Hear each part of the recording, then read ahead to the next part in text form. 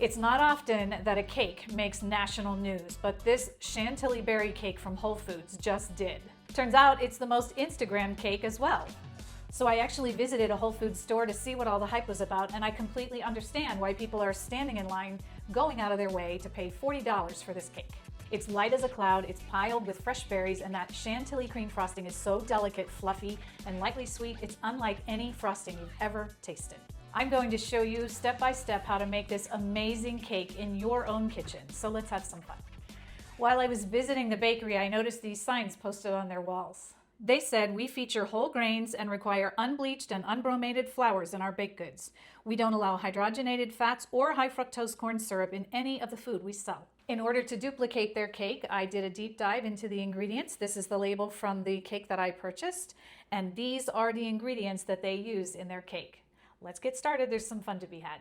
First, we need to prep our berries. You need to wash them and then pat them dry with a paper towel. It is essential that they're dry to prevent weeping and bleeding. You need 1 cup of blueberries, 1 cup of raspberries, 1 cup of blackberries, 1 cup of strawberries hulled and sliced. You'll need 3 8-inch or 20 centimeter pans. If you have light colored ones, these are really nice for a white cake. They don't brown as much. Grease them, and then I'm lining them with parchment paper for easy release. And then I usually lightly grease the parchment paper as well. Once your pans are prepped, put them aside and preheat your oven to 350, 180 Celsius. Next, we'll combine our dry ingredients. Grab your stand mixer bowl and put a sifter on it. And we'll be putting all 4 ingredients right through the sifter. You'll need 300 grams or 2.5 cups of unbromated, unbleached cake flour. You need 1.5 cups or 300 grams of granulated sugar. This is pure cane sugar, and this is extra fine. If you have that, this is a great place to use it. 2.5 teaspoons of baking powder, 10 grams. 3/4 of a teaspoon of fine sea salt, 4 grams. Now put this on your mixer. We're using the paddle attachment. Turn this on low speed and just let it aerate for about 30 seconds. Just making sure all of these dry ingredients are combined evenly. Now with your mixer on low speed, add 1/2 cup of butter, 1 tablespoon at a time. That's 113 grams. You're looking for a damp sand-like texture. I'll show you when mine is done what you're looking for. Once you have all the butter in, just monitor it until you don't see any large chunks of butter anymore. This is called the reverse creaming method. We're actually coating all of the flour with fat, which inhibits gluten from forming. Okay, I will show you what it should look like. All of the flour is coated with fat now. Now with the mixer on low, we'll add in 1/4 cup, 60 grams of oil. I am using expeller pressed oil. This is avocado. You can use canola, whatever you have, I'm sure is fine. I maintained the standards that Whole Foods had, so that's what I'm using, but if you don't have that, regular oil is fine as well. When you start to see clumping, you can stop mixing. See these clumps? That just shows that our mixture is waterproofed. If it wasn't, this would just turn into a paste. Now it's time to mix our wet ingredients together. In a 2-cup measuring cup, we're going to combine 3 whole eggs and 1 egg white, and then we'll be adding some milk and some flavorings. So let's get our eggs in here. These are cage-free eggs, just like Whole Foods uses.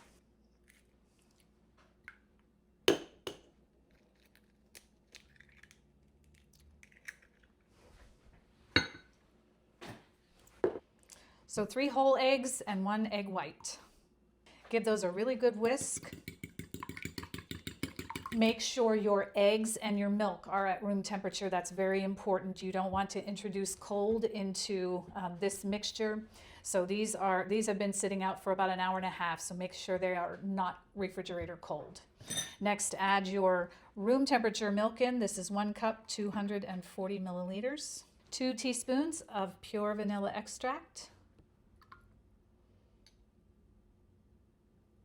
That's 10 milliliters.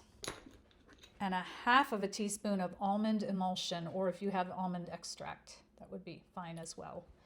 This is 2.5 milliliters.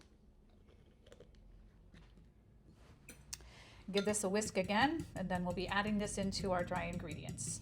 Now add half of your liquid mixture into this bowl and turn the mixer on to medium-low speed. Set a timer, mix it for 1 minute. We're adding structure into our batter at this point. Okay, now scrape down your bowl. I usually find unmixed things on the beaters. We'll add the remaining liquid in 2 additions. On low speed, add half of it in. Mix it for about 30 seconds. It's time to put our batter in our pans and get these cakes baking. Portion the batter evenly between your 3 pans. If you're using a scale, you'll have around 380 grams per pan, and just kind of make sure that they're even so that they bake evenly. Smooth your batter out so it's touching the edges. And then give each of them a few taps to remove any air bubbles. These should bake for 25 to 28 minutes. If you are using internal temperature, a thermometer, you want to look for 205 degrees Fahrenheit or 96 Celsius. Let's get these baking.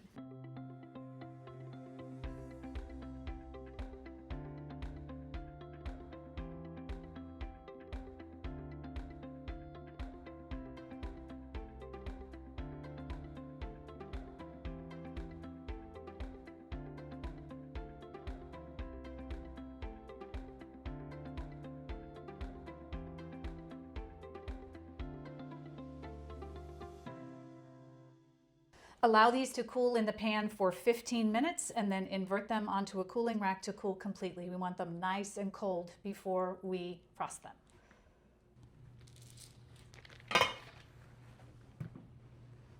While our cakes are cooling, we'll make our raspberry soak.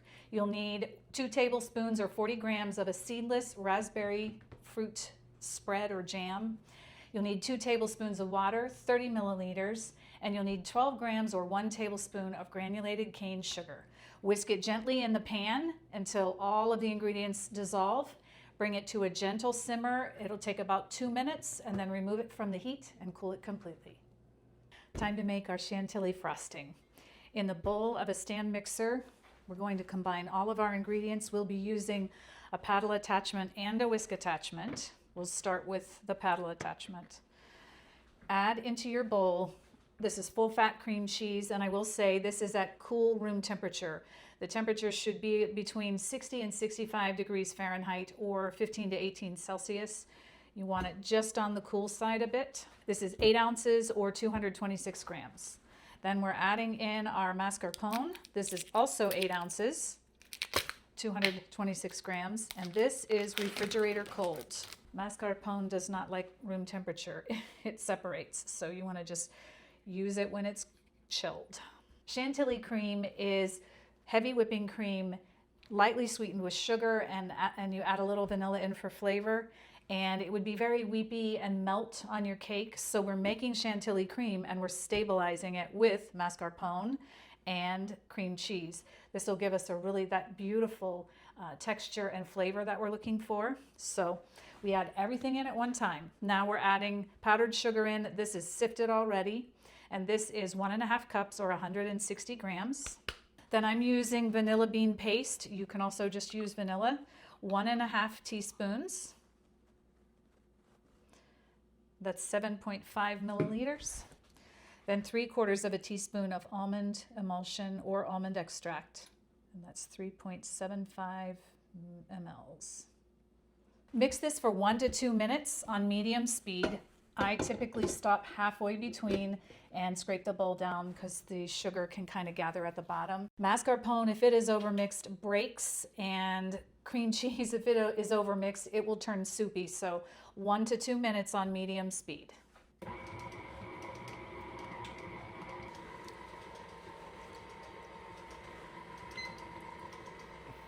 Now clean your paddle attachment off.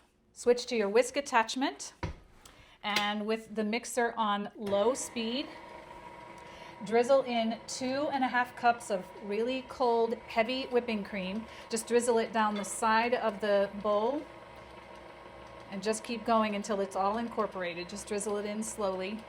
Now that your cream is all incorporated, increase your speed to medium. On my mixer, I'm putting that on number 4. Keep a close eye on it. Again, you do not want to overmix this, and it can go very quickly from a medium peak to a stiff peak. So watch for trails in the cream to come. Don't walk away from this. I'm just going to keep an eye on it here, and I'll show you what you're looking for. You'll see little trails in the whipped cream.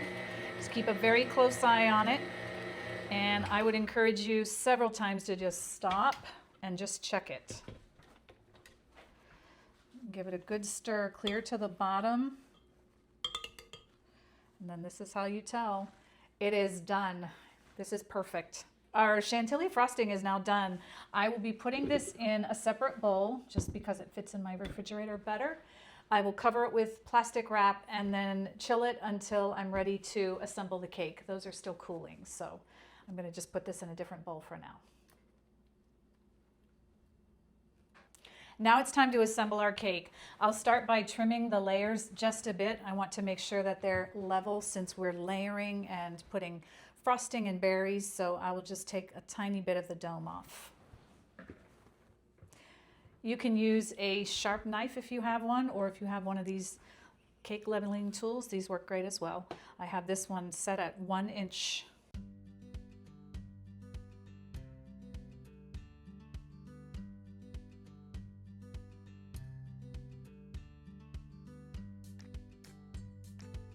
I have everything I need to assemble. Put your first layer on your plate or serving tray. Get your raspberry soak and just gently brush it on.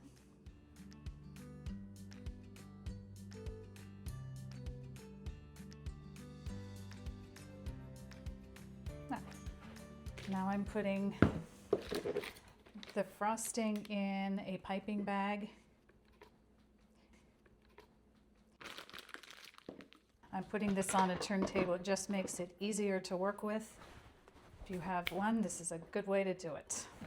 We're putting just a layer of our frosting on the top. Spread this out nice and smooth. Then you'll press some berries in, and there is no pattern whatsoever. Just put a generous portion of all of your different berries on. I have found that some of the fatter berries, it's easier if you cut them in half. They just lay flatter and they don't make such a big bump in the cake when you put the next layer on. I do the same thing with the blackberries. They are really big and beautiful.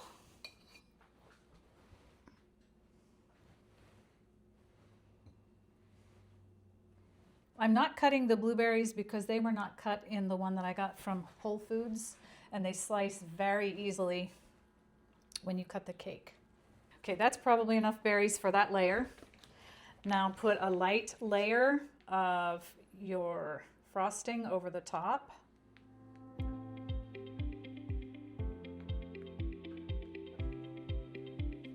again, just smooth it out. This won't be completely covered, but it's just kind of making a barrier between the two cake layers. Put your next layer on top, press down gently.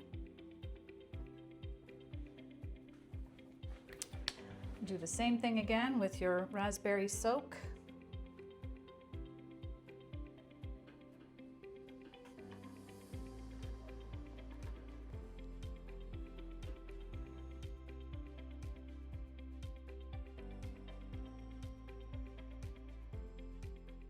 Now put your last layer on with the cut side down so that you have that nice smooth top. Again, press down gently. Put your last little bit of your raspberry on. What I'm doing now is the crumb coat. So I'm just getting a light layer of the frosting on, so it doesn't end up being perfect right now. And then I chill it for 20 to 30 minutes to get it nice and firmed up. and then we'll put the final coat on. So I'm just giving this a light coat right now, and then we'll get it into the refrigerator to chill for a little while.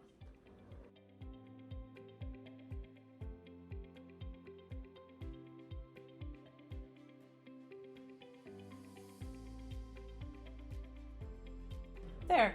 So this is ready for, my house is warm, so I'm gonna let this just chill for about 30 minutes and then we will finish it up.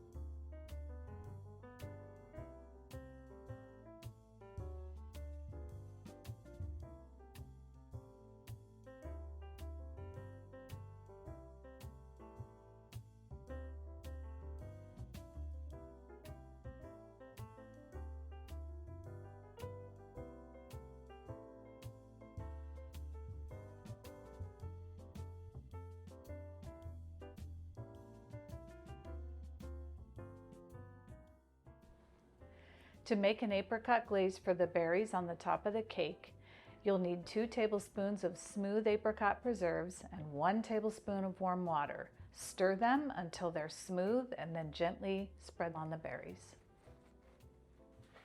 Well, I couldn't be happier. This turned out absolutely beautiful and I'm kind of excited. I want to cut into it and I actually want to have a bite. So I heated my knife a little, get a nice sharp knife and make sure it's warm.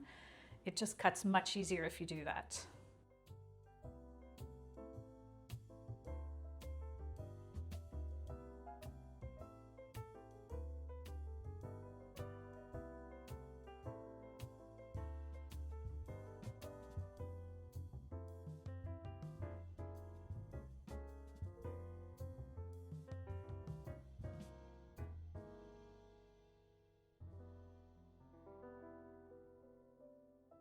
Look at this. This cake is just cloud-like when you press on it, and that's after being refrigerated. It's beautiful. And the layers of the Chantilly cream and the fresh berries in there, this is perfect. I'm going to take a bite.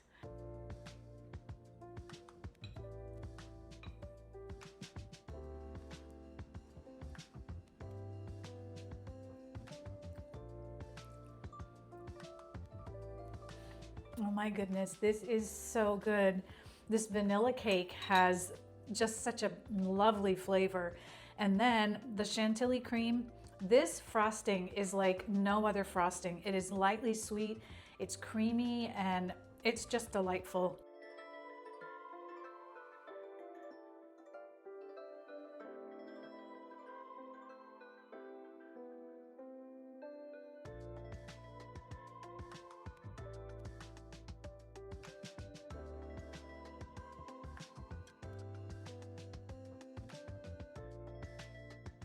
So before you go, I just wanted to show you, this is Whole Foods cake that I picked up a few days ago, and this is ours. You definitely have to give this a try. And if you love making cakes, check out my cake playlist. I have so many amazing and fun cake recipes in there. I would love to bake with you in the next video.